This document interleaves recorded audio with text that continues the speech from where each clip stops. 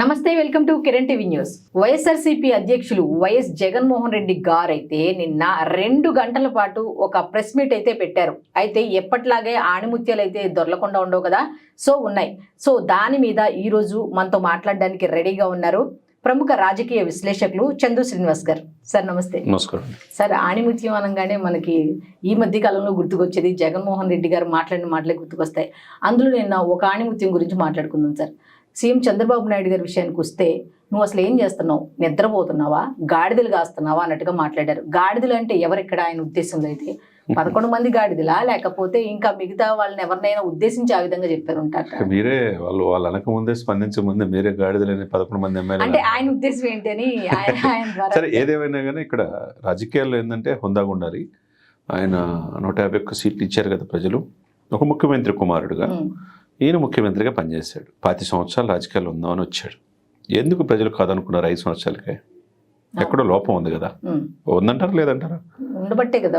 సంక్షేమం చేసాం బటన్ నొక్కేమన్నారు. సంక్షేమం మాటున్న అభివృద్ధిని మర్చిపోతే మరి బటన్ ఆయన నొక్కిన వాళ్ళు నొక్కల ఈవీఎం మధ్యలో 5 ఎగిరిపోయింది. ఎందుకు 11కు పరిమితం అయిపోయింది. మరి ఇప్పుడు 11కి సీట్లు ఎందుకు వచ్చాయని ప్రజల దగ్గరికి వెళ్ళి తెలుసుకోవాలా. ఇప్పుడు రాజకీయ పార్టీ చేయాల్సిన పని అది. ప్రజలు మనల్ని ఎందుకు 5 సంవత్సరాలు కోల్పోయాం అనేది చూసుకుంటే బాగుంటుంది. అది చేయట్లే. ఎక్కడ కూడా వీళ్ళ పొగరు, వీళ్ళ మాటలు తీరు ఏం మాటలా. జోగి రమేష్ ఏం చేశాడు, అడాబుడు చేసి కనకదుర్గమ్మ గుడి దగ్గరికి వెళ్ళి అమ్మవారి దగ్గర ప్రమాణం చేస్తానని చెప్పి అడాబుడు చేశాడు. అంటే దమ్ముంటే కాసుకో అన్నట్టుగా. అంటే నన్ను అరెస్టేయండి, దమ్ముంటే పట్టుకోసాక నన్ను అరెస్టేయండి తీసుకెళ్ళిపోయారు. వాళ్ళ బ్రదరు ఆయన ఇద్దరు తీసుకెళ్లారు. సరే, వాళ్ళ కొడుకు అగ్రిగోల్డ్లో ఆరోపణలు ఎదుర్కొంటున్నాడు. ఇంకొక ఆయన వంశీ పరిస్థితి ఏమైనా తెలుసు. రేపో మాపో కొడాలి నాని రోజా అంటున్నారు. వీళ్ళంతా అద్దు ఆపు లేకుండా నోటికి ఇష్టం వచ్చినట్టు మాట్లాడాలి. చెవిరెడ్డి ఆస్తులు అయితే 66 కోట్లు జప్తు చేసింది మనకు తెలుసు. ఇంకోవైపు పెద్దిరెడ్డి రామచంద్రారెడ్డి, మిథున్ రెడ్డి మీద ఆరోపణలు, అటవీ భూములని సాక్షాత్ పవన్ కళ్యాణ్ గారు. ఇవన్నీ ఒక ఎత్తు అయితే, సరస్వతి భూములు అయితే ఎస్ఐన్ భూములు కూడా స్వయంగా డిప్యూటీ సీఎం పవన్ కళ్యాణ్ గారు పోయి గవర్నమెంట్కి హ్యాండ్ ఓవర్ చేశాడు. మనం చూస్తున్నాం. ఈ పాయింట్ ఆఫ్ వ్యూలో ఎవరు నిద్రపోతున్నారు, ఎవరు గాడిదలు కాస్తున్నారు, ఎవరు పని చేస్తున్నారు అనేది జనానికి తెలుసు. ఇప్పుడు మీరు అన్నట్టు 2 గంటలు అంటున్నారు. 2 గంటలు కాదు, 2 గంటల 16 నిమిషాలు ఏమో. చాలా ఛానల్లో ఇది గిన్నిస్ రికార్డు అని చెప్పేసి అంటున్నారు. ఎప్పుడు కొంతమంది లిమిటెడ్గా పిలిచి చేస్తారని చెప్పేసి తెలిసేమాట.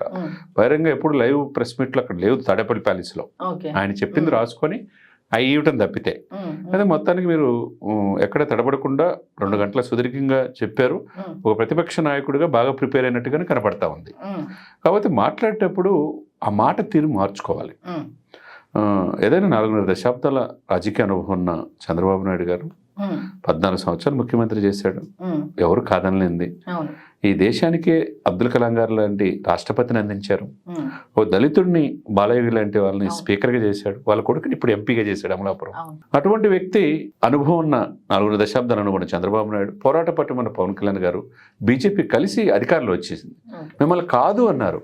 మీకు ప్రతిపక్ష ఓటు మాత్రం పర్సంటేజ్ 40% దాకా 39% వచ్చింది. కానీ సీట్లు మాత్రం 11 వచ్చి ప్రధాన ప్రతిపక్ష హోదానే కోల్పోయారు. ప్రధాన ప్రతిపక్షం ఎవరిది? యాక్చువల్గా జనసేనది. ఇప్పుడు 3rd ప్లేస్లో ఉండిపోయారు. దీనికి కారణం ఏంటి అనేది తప్పులు తెలుసుకోవాల్సింది పోయి, చంద్రబాబు నాయుడిని ఆ రోజున శాసనసభలో, నిండు శాసనసభలో కళ్ళమ్మ నీళ్ళు తెప్పించారు చంద్రబాబు నాయుడు. వాళ్ళ కొడుకుని, వాళ్ళ పుట్టుకని ఎంత అవహేళన చేసి మాట్లాడింది ఇప్పుడు గుర్తు రాలేదా మీకు? ఇప్పుడు ఏమైంది? వరుసగా ఏమవుతుంది ఇక్కడ? ఇప్పుడు నోరుంది కదా అని, భావ ప్రకటన స్వేచ్ఛ ఉందని ఆర్టికల్ 14, ఆర్టికల్ 21, ఆర్టికల్ 17 ఏం చెప్తుంది మేడం రాజ్యాంగంలో? మీకైనా నాకైనా 2 సంవత్సరాల 11 నెలల 18 రోజులు డాక్టర్ బిఆర్ అంబేద్కర్ గారు రాజ్యాంగం రచించారు. ఫలాలు అందరికీ అనుభవించారు. హక్కులతో పాటు బాధ్యత కూడా మనకు తెలియాలి. భావ ప్రకటన స్వేచ్ఛ ఉందని ఇతర వ్యక్తిగత జీవితాల్లోకి వెళ్ళిపోయి మాట్లాడితే ఏమైంది? ఇప్పుడు తగిలి మూల్యం చెల్లించుకోవాలి. కానీ ఇప్పుడు కూడా ముఖ్యమంత్రి గారు తన తీరు మార్చుకోకుండా తన భాషతో గాడిదలని తిడతాం, ఆయన చంద్రబాబు నాయుడు వయసును కూడా చూడకుండా అట్లా తిడతాం అనేది ఆల్రెడీ స్టార్ట్ చేశారు. మాజీ ముఖ్యమంత్రి కూడా చూడకుండా ఆయన అట్లా తిడతాం అనేది సబబు కాదు. దత్తపుత్రుడు పదే పదే అంటం వల్ల ఇక పదే ఆయనకి రాజ్యాధికారం దూరం అయ్యే అవకాశం ఉంది, కానీ ఆయన ముఖ్యమంత్రి అయ్యే అవకాశం లేదు. నేను మళ్ళా అంటే చెప్తున్నా, ఇప్పుడు కూటమి ప్రభుత్వం అధికారంలోకి వచ్చిన దగ్గర నుంచి పవన్ కళ్యాణ్ మంత్రిగా బాధ్యతలు స్వీకరించిన దగ్గర నుంచి ఒక్కసారి కూడా ఆయన నోట్లోంచి జగన్ అనే పేరు ఇంతవరకు బయటికి రాలా. వీళ్ళు ప్రతిసారి కూడా దత్తపుత్రుడు అనే మాటలు మాట్లాడుతుంటే అసలు ఎంత వ్యత్యాసం అక్కడ ఆయనకి ఇక్కడ వీళ్ళకి. అదే అంటే మనిషికి చెప్పేటప్పుడు ఎదుటి వాళ్ళు వినేటట్టు ఉండాలి. నువ్వు చెప్పేదంతా మాకు తెలుసులే అనేటట్టు ఉండకూడదు. కాబట్టి ముఖ్యమంత్రిగా పరిణితి చెంది 5 సంవత్సరాలు చేశారు కాబట్టి ఇంకా ఆ భావాన్ని ఆ భాషని అదుపులో చేసుకోకుండా మాట్లాడితే ప్రజలు మిమ్మల్ని కాదనుకుంటారు. నిజంగా రాజకీయం చేస్తే పవన్ కళ్యాణ్ గారు రాజకీయాలు ఉన్నంత వరకు ఇప్పుడున్న పరిస్థితులు చూస్తే జగన్మోహన్ రెడ్డి గారు మళ్ళా ముఖ్యమంత్రి అవకాశం లేదు లేదు లేదు లేదు 100%. పవన్ కళ్యాణ్ గారు రాజకీయాలు చేసినంత వరకు, ఆయన రాజకీయాల్లో ఉన్నంత వరకు ఆయన వ్యూహాలు ఎవరికి అర్థం కావు. ఆయన చాలా తక్కువ అంచనా వేస్తున్నారు, ఇప్పటికీ తక్కువ అంచనా వేస్తున్నారు. మేము 2 సంవత్సరాల క్రితమే ఇదే కిరణ్ టీవీలో నేను చాలా డిస్కషన్లు చేసాం. పవన్ అనే వ్యక్తి ఎక్కడ గెలవకపోయినా దేశ రాజకీయాలను శాసించే స్థాయిలో ఉంటాడు, ముఖ్యమంత్రిని కూడా డిసైడ్ చేసేది ఆయనే అవుతాడు అని చెప్పాం. నిజమే జరిగింది. మమ్మల్ని కూడా చాలా మంది కామెంట్ చేసిన వాళ్ళు ఉన్నారు, మేము ఎందుకు చెప్పాం ఏం చెప్పామని. మేము ఎక్కడికి వెళ్ళినా కానీ పలానా కిరణ్ పలానా చంద్రశ్రీనివాస్ చెప్పింది నిజమే అని చెప్పి మమ్మల్ని అప్రిషియేట్ చేసే వాళ్ళు ఉంటారు. కానీ ఇక్కడ ఏంటంటే ప్రజల్ని మిమ్మల్ని గుండెలో పెట్టుకున్నట్టు పరిపాలన అందించాలి తప్పితే ఎప్పుడు ప్రతిపక్షాలు విమర్శించే ఇదిగా ఉండకూడదు. అంతే కదండి. కాబట్టి మీరు చెప్పినట్టు ఆ ప్రెస్ మీట్లో ఆయన అంతసేపు సుదీర్ఘ ఉపన్యాసం ఇచ్చినంత మాత్రాన ఇప్పుడు ఇమ్మీడియట్గా ఎలక్షన్స్ లేవు, ఇంకో 3 సంవత్సరాలు ఆగాల్సిందే. అంత మిమ్మల్ని నమ్మేసి ప్రెస్ మీట్ లో కూడా ఎట్లా ఉందంటే సార్, పాడిందే పాడరా పాచిపళ్ళ దాసరా అన్నట్టుగా చెప్పిందే చెప్పి ప్రతి దాంట్లో ఎలా చెప్తారు. ఈ పీపీపీ విధానం ఒకటి, ఈ రైతుల సమస్యలు అంటారు, ఇలా చెప్పి పరకామణి కూడా ఏదో చిన్న విషయం. అదే సార్, పరకామణి కూడా చాలా ఎంత సింపుల్ గా తీస్తారంటే, అంటే దొంగతనాల్లో కూడా చిన్న దొంగతనం అని పెద్ద దొంగతనం అని ఇట్లా ఉంటాయేమో తెలియదు కానీ చిన్న జస్ట్ ఒక $9 దొంగతనమే కదా అని సింపుల్ గా వదిలేశారు. తప్పండి, అది ఎవరితో పెట్టుకోవచ్చు కానీ కలియుగ వెంకటేశ్వరంతో పెట్టుకోకూడదు. చాలా పాపం తల్లిదండి ఆయన. మనం కలియుగ దైవం అంటారు. ఆ 7 కొండల వాడిని మనం చాలా తక్కువ అంచనా వేస్తే చాలా ఇబ్బంది పడతాం. ఎంతో మందిని చూసాం మనం. ఆయనతో పెట్టుకోకూడదు, ఎవరితో పెట్టుకున్నా. అక్కడ కల్తీ జరిగింది తెలుసు. అక్కడ ఛత్తీస్గఢ్ కేంద్రంగా ఎవరితో బోలేబాబా కంపెనీ అంట, ఒక పాల ప్యాకెట్ ఒక నెయ్యి ప్యాకెట్ కూడా ఉత్పత్తి చేయలేనాడు. 200 కోట్లు బిల్లు తీసుకున్నాడు. ఎలా తీసుకుంటారు మేడం? సుబ్బారెడ్డి పిఏ అమౌంట్లు 6 కోట్లు ఎలా వచ్చినాయి? ఎందుకు వీళ్ళందరినీ పిలుస్తున్నారు? ఎందుకు వీళ్ళ ఆస్తులన్నీ జప్తు చేస్తున్నారు? ఇవన్నీ ఆరోపణ కాదు. ఆరోపణ అంటే ఒక సిట్ అనుకోండి. సిట్ ఆంధ్రప్రదేశ్ సంబంధించిన ఇది ఆ రాష్ట్ర పరిధిలో. సిబిఐ కూడా అదే చెప్తుంది కదా ఇక్కడ కల్తీ జరిగిందని. పవన్ కళ్యాణ్ గారు కూడా చెబితే పవన్ కళ్యాణ్ గారిని పకట వేషగాడని తిట్టారు కదా.